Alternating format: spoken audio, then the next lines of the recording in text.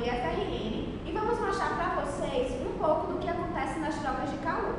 Caixas térmicas podem ser utilizadas para armazenar bebidas e alimentos em dias de passeios à praia, por exemplo. Nesses casos, sucos, águas, sanduíches e sorvetes precisam ser conservados a temperaturas menores que a do meio ambiente, para não ter suas propriedades físicas e químicas alteradas por um indesejado aquecimento.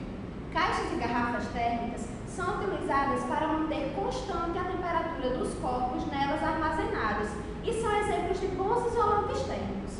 Sabemos, entretanto, que não atingem plenamente o seu objetivo, pois com o tempo a temperatura da água quente armazenada na garrafa térmica diminui, enquanto a temperatura do sorvete contido na geladeira de isopor aumenta. Numa situação ideal, quando o corpo é inserido em um perfeito isolante térmico, o valor de sua temperatura é mantido constante por um tempo indefinido.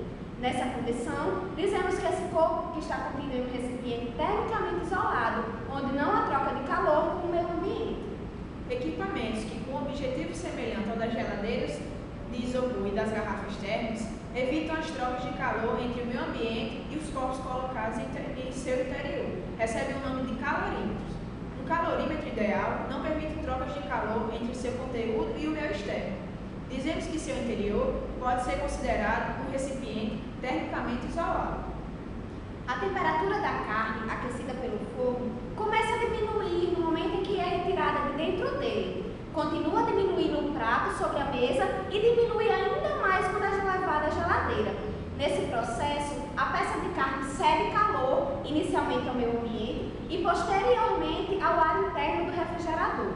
Como as geladeiras comuns mantêm o ar interno a temperatura aproximadamente 5 graus Celsius, a peça de carne levada à geladeira atingirá essa temperatura depois de algum tempo. Corpos em diferentes temperaturas, quando colocadas em contato, tendem a igualar suas temperaturas após certo tempo, ou, em outras palavras, tendem a atingir uma temperatura de equilíbrio térmico, como ocorre no resfriamento da peça de carne em contato com o ar interno do refrigerador. Se um recipiente isolado termicamente, um corpo X, a temperatura Tx, é colocado em contato com outro corpo, Y, a temperatura Ty, e se Tx passa a diminuir, podemos afirmar que o valor da temperatura inicial de X é maior que o valor da temperatura inicial de Y. Durante o contato entre os corpos, uma quantidade determinada de calor fluiu de X para Y. A transferência de calor de X para Y é o fator responsável pela diminuição da temperatura de X e pelo aumento da temperatura de Y. A transferência de calor se encerra quando as temperaturas dos dois corpos se igualam. A quantidade de calor cedida por X é integralmente absorvida por Y. Nessa situação ideal, sendo QX a quantidade de calor liberada pelo corpo X e QY a quantidade de calor absorvida pelo corpo Y, temos em valores absolutos QX igual a QY.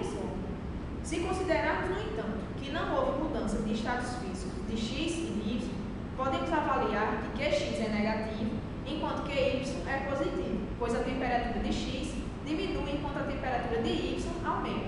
Assim, de acordo com os sinais dos resultados das quantidades de calor cedidas e absorvidas, podemos escrever QX mais QY igual a zero. De modo geral, podemos afirmar que quando dois corpos trocam calor entre si, ao ser atingido o equilíbrio térmico, a soma algébrica das quantidades de calor trocadas entre elas é nula.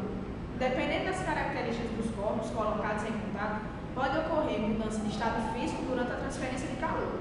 É o caso, por exemplo, de um cubo de gelo lançado no sul, com o objetivo de diminuir a temperatura do líquido contido no corpo. Para que ocorra a fusão completa do gelo lançado na água, ele precisará absorver calor suficiente para elevar sua temperatura de determinado valor inicial para 0 graus Celsius e também para mudar de estado físico.